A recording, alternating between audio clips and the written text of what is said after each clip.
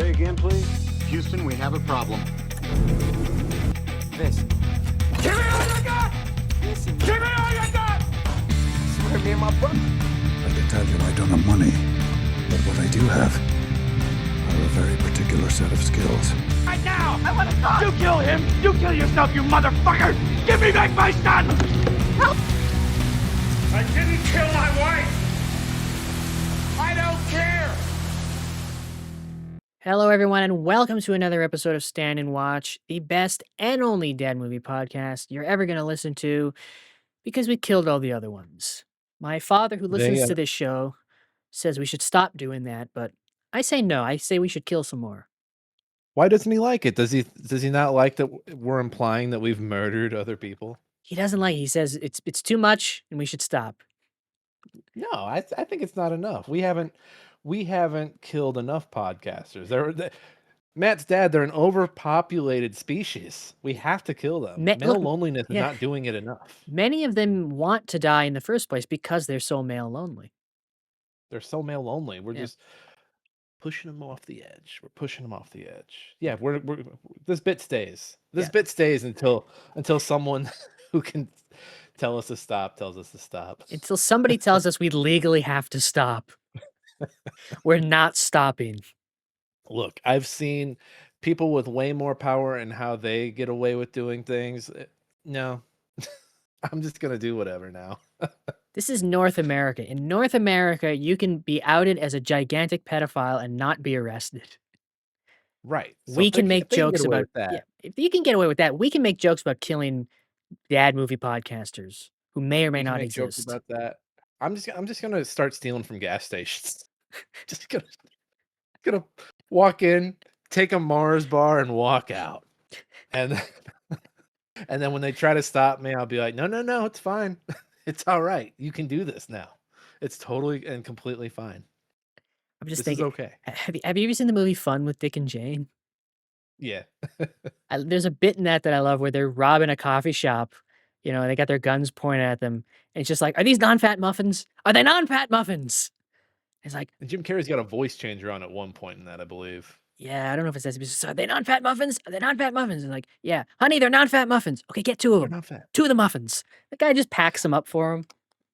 And I love that they do it so much that their neighbors start doing it. This is right after the housing crisis, if I remember correctly. So all these characters are like financially like up to the neck. No, this was before the housing crisis. This was after Enron.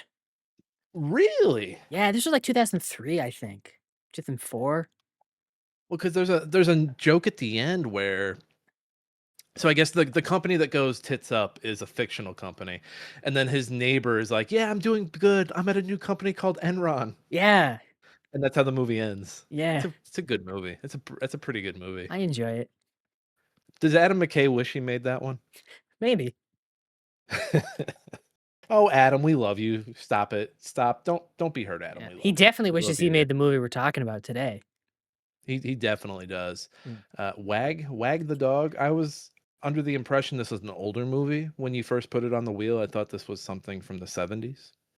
Nope, 1997, I think. Yes, 1997. I'm just let me read this to you. Let me rap at you real quick. Oh, hang on. Hi, Steve. Oh.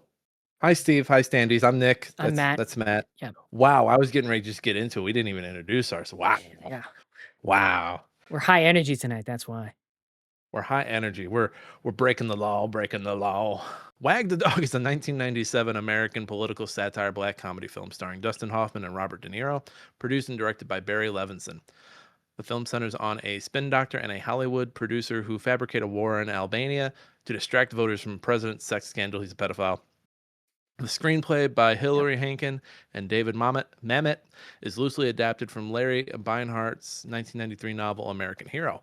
Wag the Dog was released 1 month before the news broke of the Clinton-Lewinsky scandal and 8 months before the bombing of the Al-Shifa pharmaceutical factory in Sudan by the Clinton administration in August 1998, which prompted the media to draw comparisons between the film and reality. The comparison was also made in December 1998 when the administration infiltrated a bombing campaign of Iraq during Clinton's impeachment trial for the Clinton-Lewinsky scandal. It was made again in spring 1999 when the administration intervened in the Kosovo War and initiated a bombing campaign against Yugoslavia, which coincidentally bordered Albania and contained ethnic Albanians.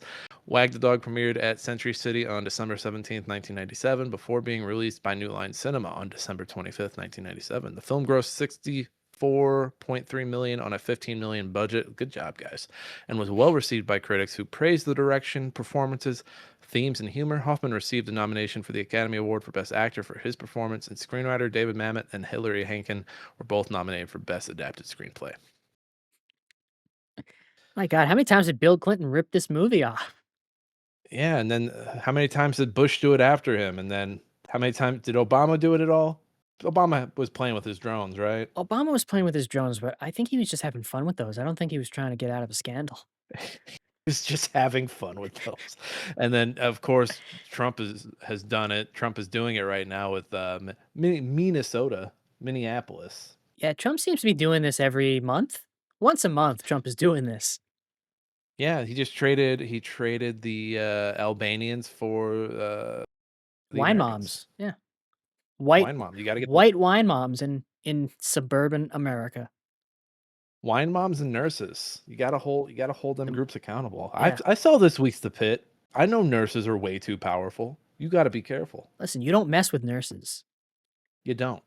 And that's something that the U.S. government's learning the hard way. I'm reading Heat 2 right now, and even Al Pacino's character is like, there's a line in it where it's like, he knows you don't mess with nurses. No. You don't. When they're not making content for their OnlyFans, they're saving lives. So leave them alone. Yeah. They're nice ladies. They're saving lives. You see the doctor for 10 minutes. You see the nurse for like hours on end. Like, get off it, man. Leave the nurses alone. Do you have your dad-approved letterbox review for this? I do. I have a review here from Dao Conman, who is a patron saint of Letterbox. Praise be. Praise be to thee. Gave this movie 3.5 stars and wrote, something more 90s than Pogs or grunge music is Harland Williams. I saw that one and thought about picking it. It's good. Glad I did. It's yours. I have one from Stolus117, who's also a patron saint of Letterbox. Praise be to thee. Gave the movie 3.5 stars. Said, super underrated and relevant. Just wish it had a little more bite. To which I say, yeah, I wanted a little more. We'll get into that later, though. Maybe if it had come out after it turned out all the presidents were pedophiles, it would have. Yeah. Maybe they just couldn't quite imagine a world where this could happen. I think this might be the first 90s satire that I'm like, yeah, this had the playbook. This tells the future. Because, you think of satire that is ageless. You think back to the 80s and maybe the 70s. 70s and 80s. Rarely do you think back to the 90s. No. Do you Is think the Matrix satire? Is the Matrix satire? The Matrix is not satire. The Matrix is just gospel. Idiocracy was 2000s. Yeah, there wasn't 90s I mean, does Tarantino do satire or is he too dumb for that? No, he doesn't do satire. Office Space? Is Office Space Yeah. timeless? That was 99, right? Yeah, right on the edge. Yeah, you don't get not a lot of satires in the 90s. It was more dudes partying and losing their virginity. I guess people were more hopeful in the 90s for some reason. I don't know what that could have been about. Who knows? Idiots. You had nothing. You had nothing to be happy about in the 90s, guys. What's going on? Yeah, this movie's fine. It's all right. I liked it. I thought it was a little short. I wanted it to be a little longer. Really? I thought it was a good length. It was like, what, an hour 45? Hour 45. It felt like, I don't know. I wanted this. It would just be like, oh, this thing went wrong. Well, you know what? Actually, we can pivot pretty easily over here. And I get that's the vibe of it. But I did want to see them struggle just for a smidge. I wanted to see, this is my biggest, should we just start with the downs? Let's just start with the downs because I have way more ups. But the down, I mean, I wanted everything was too clean with a bow, and I get again that is the ideology of the film, and like, oh, they're gonna get away with it no matter what. I think my biggest problem with the movie is that you never really see the president in all of this, and you should.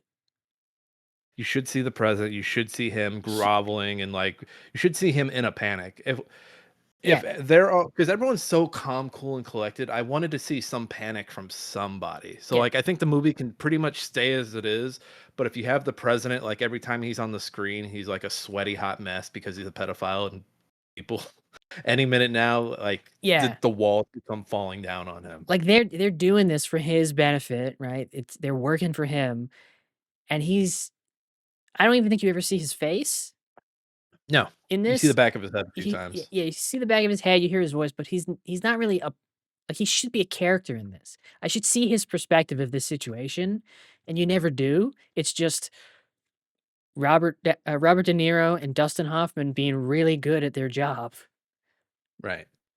Yeah, and yeah, because I mean, I think back to everything Trump's doing, and anytime, even the Bush ones. I think I was too young for any of the Clinton stuff, but yeah, those idiots were like front and center in any of those situations. Like, yeah, you had the idiots around them doing all this shit, Yeah. but then you still had This that other person like putting their foot in their mouth. this movie is about the smart people who are orchestrating the scheme, and it needed more of the dumb people in the administration to it needed the president, it needed, like, his chief of staff and maybe some other people in his cabinet as part like, an active part of this scheme that they had to react to, and they're all stupid, right? Right. That's what it I needed. needed It needed Robert De Niro yelling at the president that he's an idiot and just do what I say. there was just a lot of I don't know if it was every time, but a lot of Deus Ex Machinas, like saving the day. I wanted there to be like, oh hey, we fixed this. We've got the hometown hero, and then here comes the president walking through the door. And like, guys, there's another victim. There's another victim we got to cover up. I think this movie becomes much better if because every time they do something in the movie, a problem happens, like, "Oh, it's ruined." But then like, "Okay, no, but we can fix it," and they do, but all the problems just arise. Like, the first thing that happens is so they make up this fake war to distract from the fact that the president fondled an underage girl, and the CIA finds out about it and is like, What are you doing making a fake war?" And Robert De Niro talks them into thinking it's a good idea. But then the guy who's running against the president in the election, I guess, teams up with the CIA. And so the CIA is like, "Oh, the war's over," which is it's a good bit. And it's a good problem to have. They're like, "Oh my God, the war's over. What are we going to do now? The scheme is ruined." That's This movie becomes so much better if the president ruins it. Yeah, I don't need it to be things pushing against them because they've already got the one guy who is the hot fucking mess that's going to continue to make the messes. It was kind of Yeah. my issue. So I really like Silicon Valley. I did start to get tired of like the status quo of the show, like we're doing it, it's great, something off screen went wrong and now we're back in the pits, and that was like every other episode.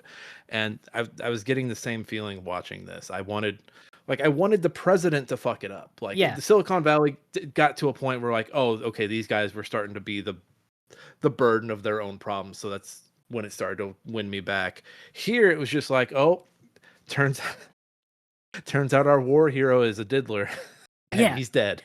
Right? Like, it shouldn't have been the CIA. It shouldn't have been the president's opponent. It should have been him going on his own to be like, "We've stopped the war," and them going like, "What the fuck are you doing?"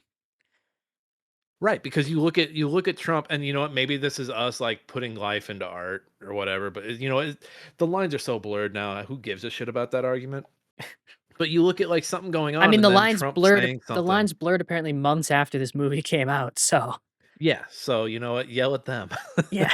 But yeah, Trump, like something will happen, and then he'll say something like to add fuel to the fire, and you're just like, and there's someone behind the scenes. It's just like, shut up, shut the fuck up, shut the fuck up. Yeah, that's what this movie should have had more of. It should have been the president self-sabotaging because he's a fucking dumbass and won't listen to Robert De Niro.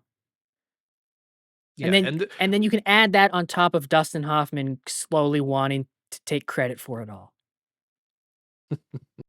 and you know this movie. I mean, the whole thing is that no one's going to be held accountable for anything they've done, and I love that. I love that, but I still wanted like, okay, yeah, he's not going to be held accountable, but I want to see him completely suck the whole way through Yeah, there's and just be a bad president. yeah.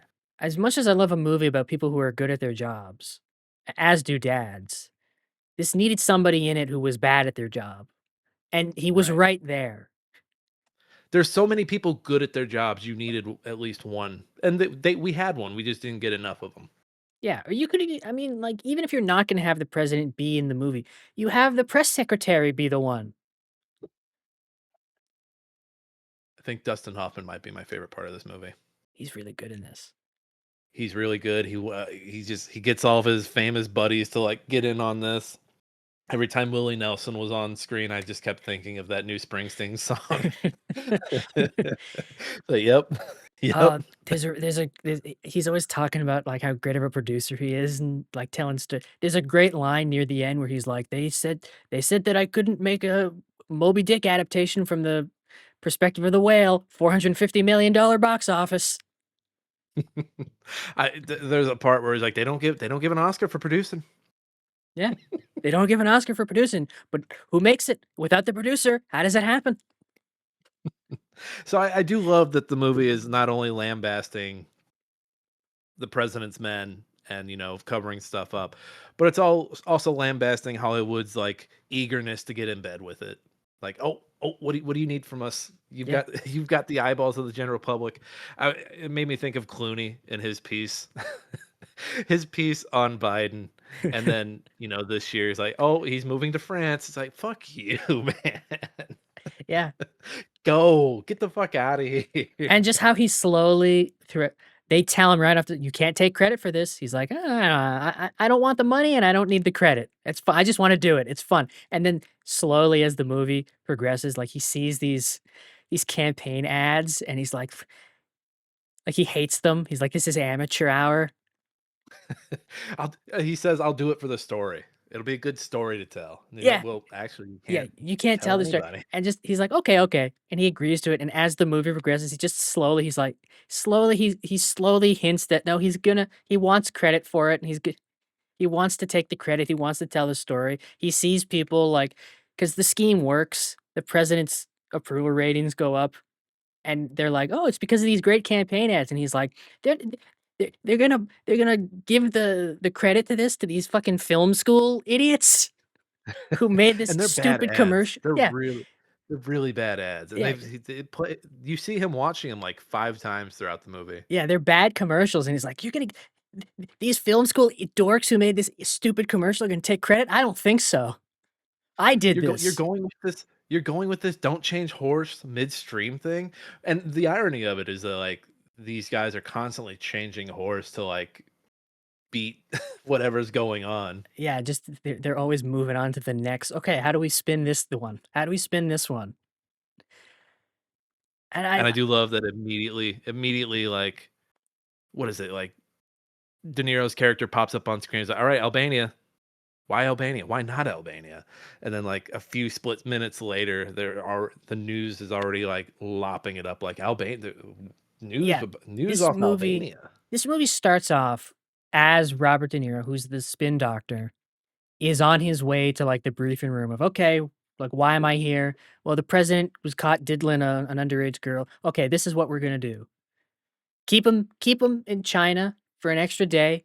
I'll think of something." And he immediately right? And then just within the first 15 minutes of the movie, he's like, "Okay, war in Albania. Why Albania? Why not Albania? Well, what have they ever done to us? What have they ever done for us?" Beautiful. Just no notes. Just Yeah. immediately, everybody latches onto it. The first press conference, nothing is even brought up about the diddling. I'm pretty sure. I think one person asks a question about it, and it's just immediately You know, brushed aside for the Albanian thing. I'm starting to think that's another thing the film was missing was like the straight man, like the term, like the trope, the straight man. The what about the diddling? Like that constant like thorn in their side. Like this guy's still asking about the diddler. We're at war with Albania. Come on, man. I don't know because I feel like who would be still asking it? Like the one good journalist left? You The mean? one good, I Because just yeah, I just do one kind of good journalist that's like hanging on. like how the entire like I guess you'd call it the mainstream, like the entire media landscape just immediately latches onto we're at war with Albania and that's the story. Like, I don't know. I do like how they're all just immediately on board with it, and it does tie back into not Robert De Niro says this a couple times during the movie. He's like, he says it to the CIA guy when he's like, "There's no war in Albania. We've checked." He's like, "No, there is a war in Albania. I saw it on TV." Yeah, what use are you if there's no war in Albania? Yeah, he's like, What do we need you for? he's like, "I know there's a war in Albania. I saw it on TV." And then when the CIA announces that the war's over, and they're like, "Oh my god, the war's over. The war ended." And Dustin Hoffman's like, "What do you mean the war ended? The war didn't end." "Yes, it did. I just saw it on TV." Oh man, makes you hate TV a little bit. Yeah. Kind of like his aide. What's the line? Like, what TV ever do to you or something? She like or it destroyed the electoral process. Yes.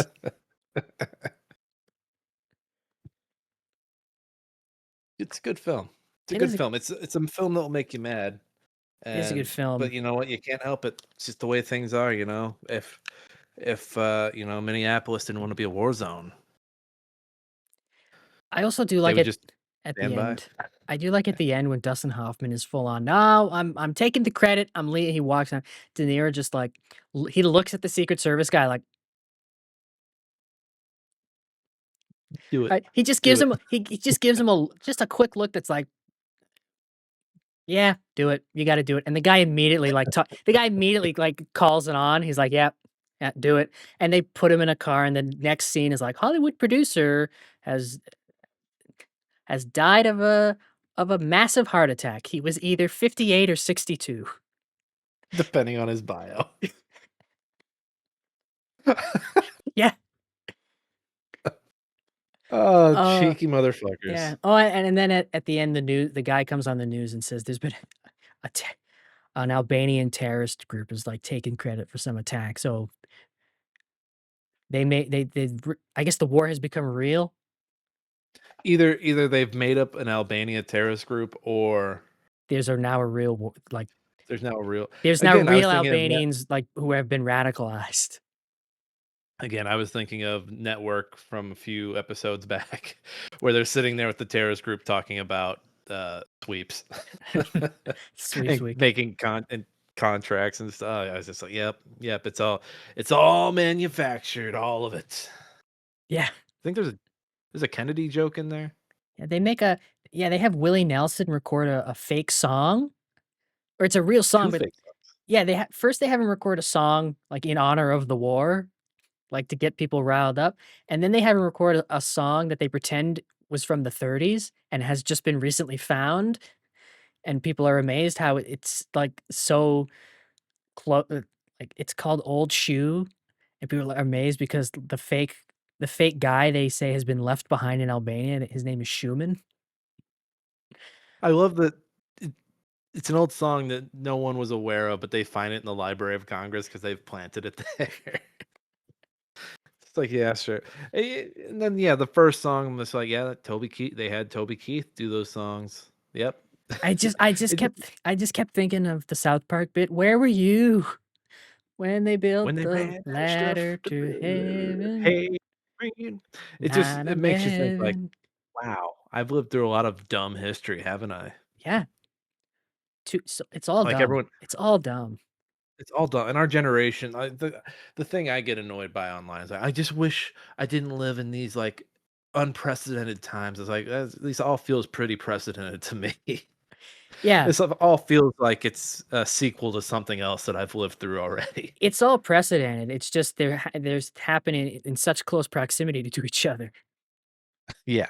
That's Oh the real man, I just wish problem. there was wish there wasn't another financial crisis, or I wish there wasn't a financial crisis this big to my generation. It's like, well, you were here for, I know you were here for '08. You were just a kid, bud.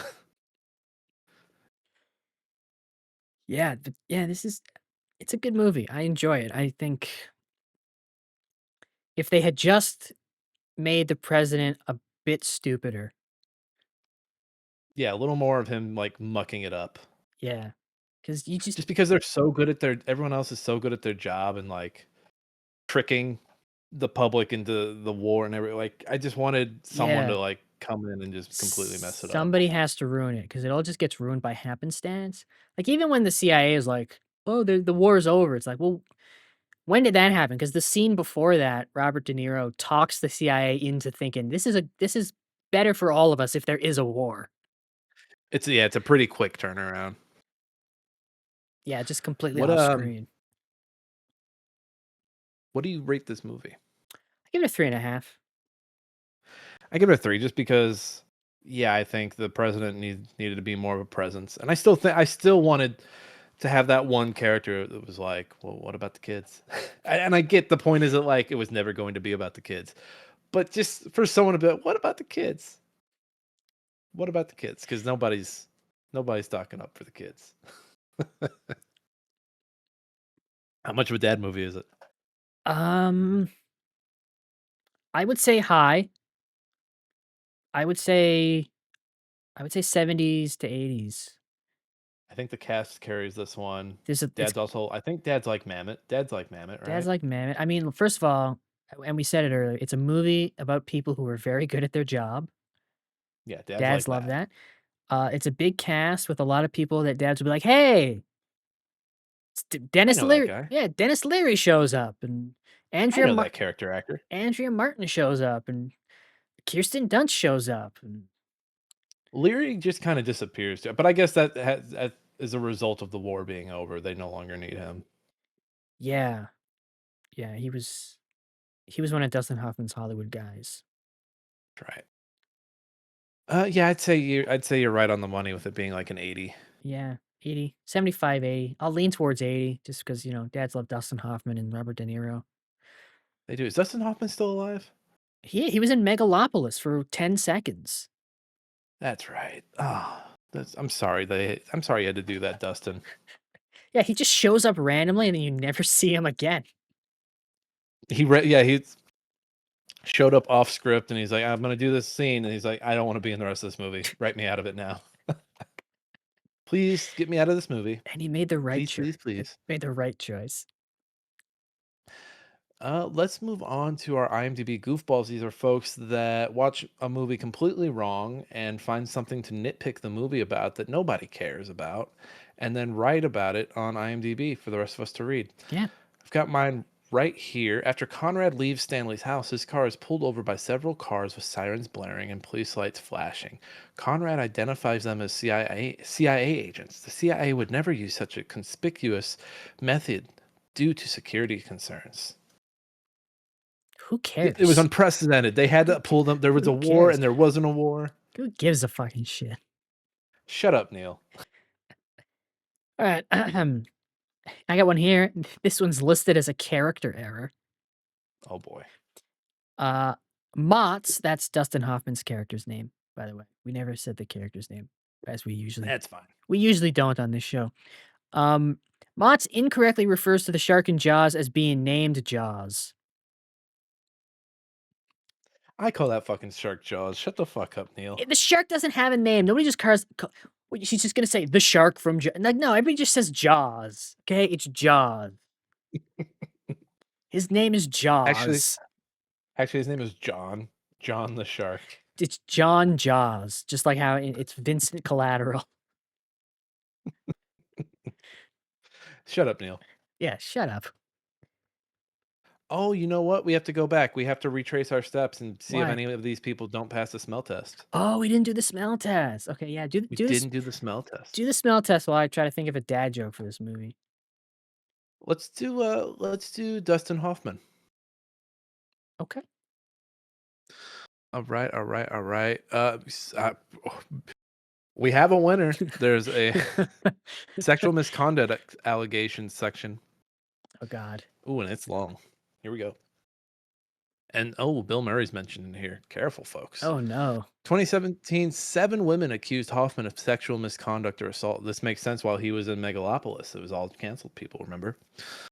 Anna Graham Hunter alleged that while she was 17 and working as an intern on a TV production of Death of a Salesman, Hoffman made inappropriate jokes and comments around her and asked her to give him a foot massage. Weird. Hoffman released an apology to Hunter saying, I have the utmost respect for women and feel terrible that anything I might have done could have put her in an uncomfortable situation. Continuing, I am sorry. It is not reflective of who I am. But wait, there's more. Oh no. There's always more. Online magazine Slate reported in 2017 that Meryl Streep had differences with Hoffman, which include him slapping her in a scene and him groping her breasts. However, a representative from Meryl Streep responded to Slate saying it was not an accurate rendering of their 1979 meeting.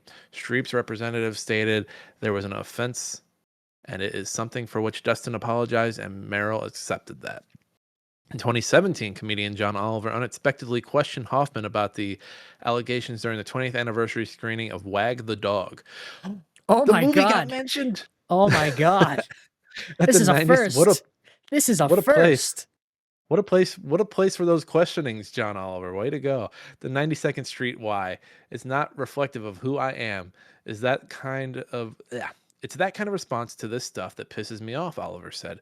Do you understand how that feels like a dismissal? Hoffman said he left blindsided by the line of questioning, remarking, You made the case better than anyone else can. I'm guilty because someone has alleged something. I'm guilty. You push a button, it's all over the world. I'm a predator. I'm this and that, and it's not true. Hoffman has not publicly responded to the other 6 allegations. Bill Murray, who co-starred with Hoffman in Tootsie and The Lost City, defended him, saying, I heard what happened to him, and Dustin Hoffman is a really decent person. He's crazy. A Bort belt flirt has been his whole life. But he's really a sweet man. Actor Chevy Chase and Liam Neeson also. What a fucking murderer's row of people defending this man.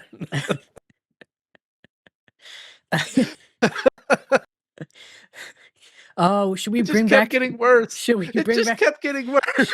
Should we bring back our Liam Neeson bit?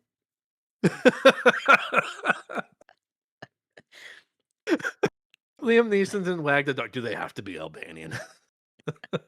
Do they have to be Albanian? Can it be people who said something bad about my good friend Dustin Hoffman? Look. Just walking around. He's just walking around the studio lot with a bat.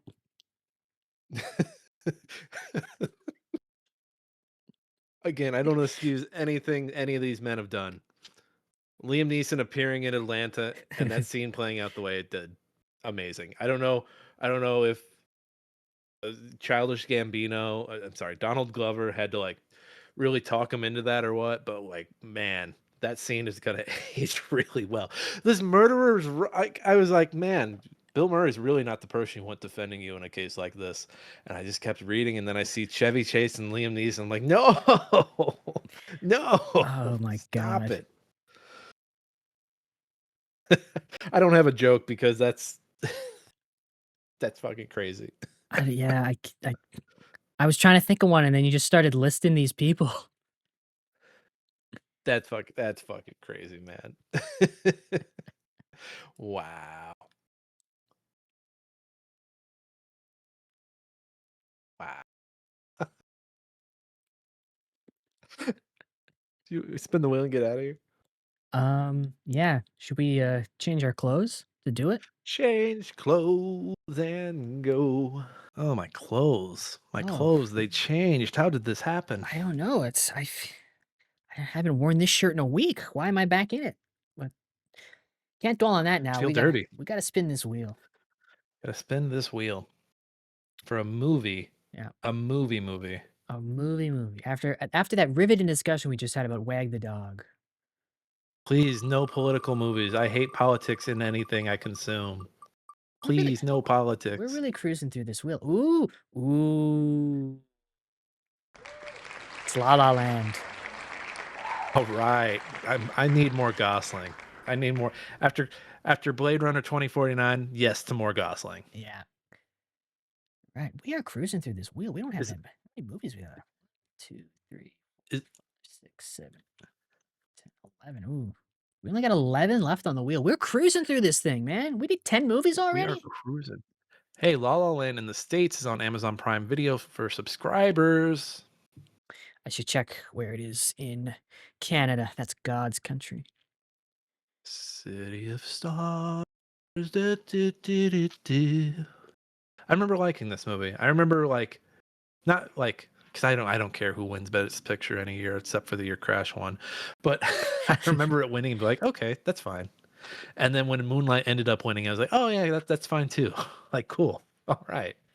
Yeah. Although I don't know. I still think this should have won over Moonlight. You think so? I think it's a better movie. Moonlight's It's fine, I but I don't know. The structure of Moonlight really annoys me because it, I like the three arcs. I like the three different ages and him like finding like his sexuality. Well, he doesn't really explore his sexuality that first one, but like him having a positive experience with a male role model early on in life, it allows him to go on and become the man that he is. you know, my problem is it felt like 3 short films I get that. instead of one long one. Like, I don't know. There wasn't enough connective tissue there for me. But La La Land, I'm just like, yeah, man. That's Good. It's a fun movie. I It's like the music. the My music's wife hates good. musicals and she'll walk out of the room when I'm watching a musical, The which music is fun. fair, The acting is but good. Yeah. It's Gosling, Stone. Gosling, Stone Did are Stone great. win for this? Stone won for this, Stone right? won for this. I like, you know, I like the theme of it. I don't know. It's a picture, man. It's a picture. It's a fucking picture. What year was this? Was this 2017? 2016. Anyway, Was this the same year? in Canada, it is streaming on Crave and Hollywood Suite. Was this the same year as A Star Is Born? Or no, Star Is Born would have been like a year after, I feel like. I think A Star Or Is Born 2 years was after. 2019, Okay. something like Look, that. we got some really good musical-esque. I guess Star Is Born is less musical, but just some really good music-centered movies in that like little 4-year window. Yeah, and just movies about how you know, the industry will eat you alive, kill your dreams. Yeah, the industry will be like, "Hey, this script that you have, we don't care." Now, if you had an uncle that we know about. You can have you can have you can have your success or you can have your happiness. Ooh, this is tough. Wow, which one do I pick? You can't Which one do I pick? you can't have both, but you just got to forget about it because that's La La Land. Can I have like a can I just have like a smidge of each? Can I like, Nope, like cutting up a pie? nope, nope. You can't do it. You No? can have personal happiness or you can have Hollywood success. Oh man, this is tough. This is tough for me because Nick, I think I could do both. forget it, Nick. That's La La Land town.